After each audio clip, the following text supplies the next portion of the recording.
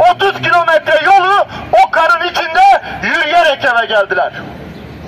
İşte o biz bir aileyiz diyen, sözde işçisine değer veren patronların işçiye yaptığı muamele bu.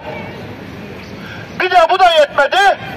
İşçilerin kar yüzünden, ulaşım yüzünden işe gidemediği günleri de işçilerin ücretlerinden kestiler. Ya ücretsiz izin yazdılar ya da senelik izinlerini gasp ettiler. O da yetmedi. Organizenin elektrikleri kesildi.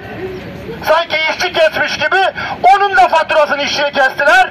O gün çalışılmayan günleri de işçilerin ücretinden kestiler.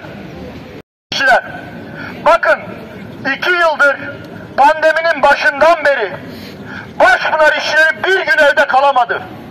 İşçiler makine başında Covid'den kırılırken bile, yanı başında işçi arkadaşları ölünce bile çalışmaya devam ettirildiler. İşçinin öldüğü bölümü, makinayı bile kapatmadılar. Herkese evde kal denildi, sokağa çıkma yasakları ilan edildi, tam kapanma denildi ama adeta işleri fabrikalara zincirlediler. İnsanca yaşamak istiyoruz. İnsanca yaşamak istiyoruz. Doğalgaz faturası. Bu şartlarda ben emekli bir insanım. Bunu ödeme şansım mümkün değil, yoktur. Takdir halkımızındır.